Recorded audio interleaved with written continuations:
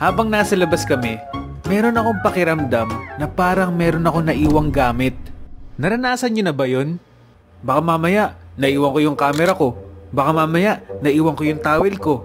Ito pa naman yung madalas maiwan sa mga outing. Pero habang napapaisip ako nun, sabi ng pinsan ko, tara, libre ko kayo ng ice cream. Uy! Pagkatapos namin kumain ng ice cream, naisipan ko na kunin yung GoPro sa van, pati yung tripod. Yung tripod? Yung tripod! Delois, may nakalimutan ako. Di ko makita sa bag. Alin yun? Yung lock ng GoPro na nilalagay ko sa tripod at sa ibang accessories para masuot ko siya sana sa loob ng slide. Lo, sayang naman yun. Hindi mo magagamit sa loob ng slide yung GoPro. Ay, so nga eh. Ang layo pa naman ng babalikan, no? Ay, naku naman. Pero, teka. Do-double check ko ulit Sige, sana makita mo na. Hinalungkat ko na yung buo kong bag. Tinignan ko lahat ng bulsa hanggang sa OMG! Nandito ka lang pala. Nakikita mo talaga yung value ng isang bagay kapag nawawala. Hugot. Pero kahit na nakita ko tong bagay na to, meron pa rin sa feeling ko na parang may nakalimutan ako.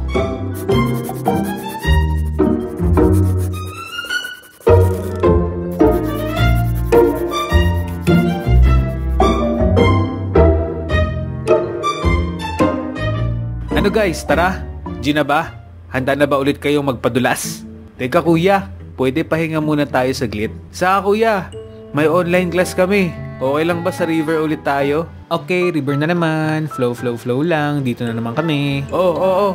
Baka makainom ka na naman dyan ng klorihi Ay hindi kuya. Focus ako sa online class ko eh.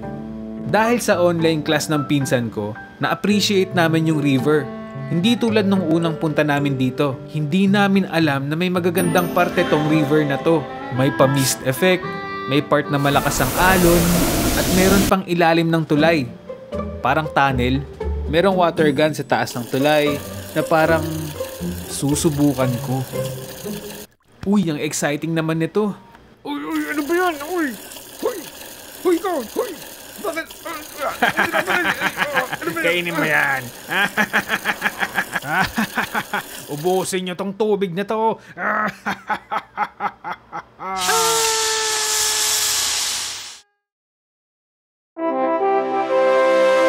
Grabe, ang saya pala dito sa river. Kuya, tapos na yung online class ko.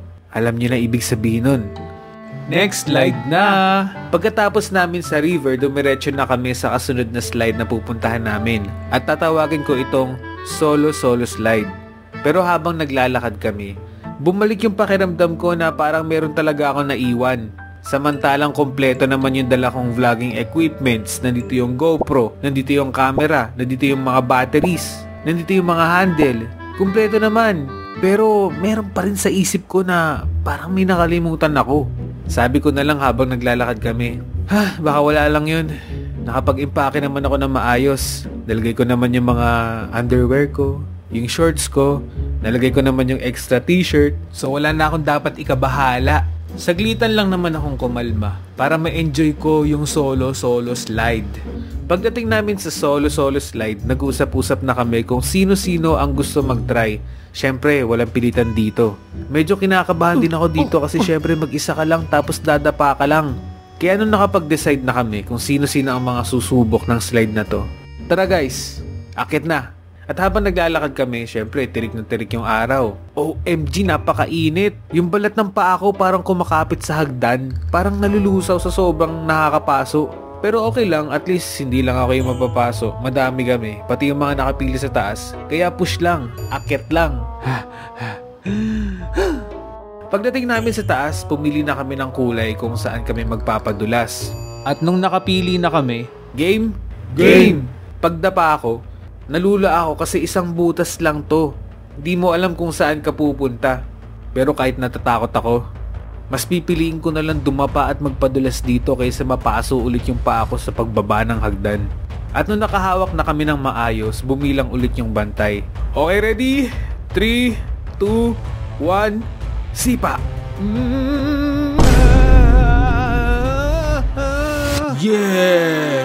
First ako! Grabe, ganito pala yung experience. Ang saya naman nun, pero parang wala ako nakita dun ah. Nagmukha lang akong sinampalukang manok na nahulog sa drum ng Milo eh. Pagkatapos namin dito sa slide na to, nandito pa rin yung isip ko na parang may nakalimutan ako. Kaya pagkatapos namin sumakay sa ibang slide at naglakad-lakad at bumili ng tubig para ma-refresh, at kailangan na rin naming magbanlaw at eto na, pumunta kami sa locker para kunin yung mga damit namin. Pagbukas ko ng bag ko, ayun, nalaman ko na kung ano yung nakalimutan ko. Kaya sabi ko kay Ate Lois, Ate Lois, wala akong dalang shorts.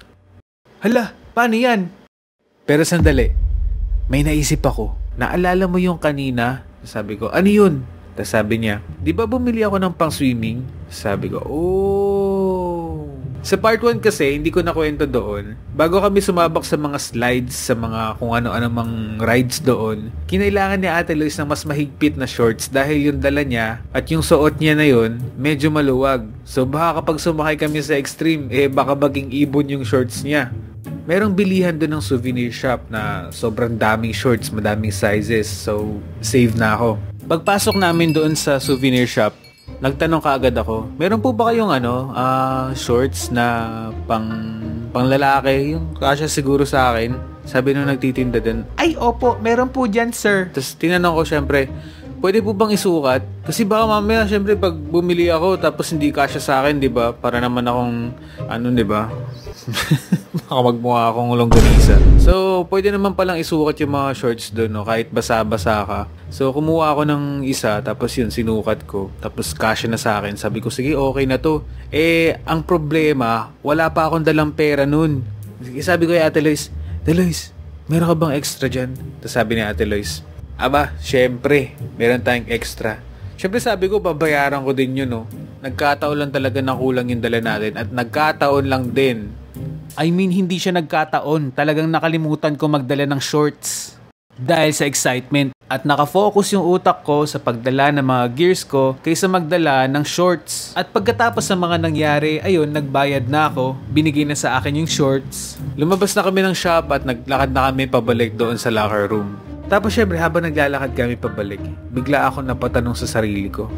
Teka, may ba akong dala? Ano ba yan?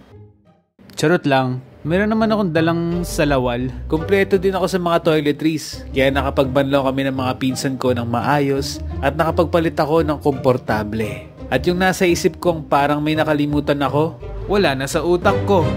Anyways, sobrang saya naman na experience namin nun. Kasi minsan lang naman kami lumabas ng mga pinsan ko. Kaya kung naging masaya din ang experience mo sa kwentong ito, subscribe ka na. Yun lang. Bye. See you next video.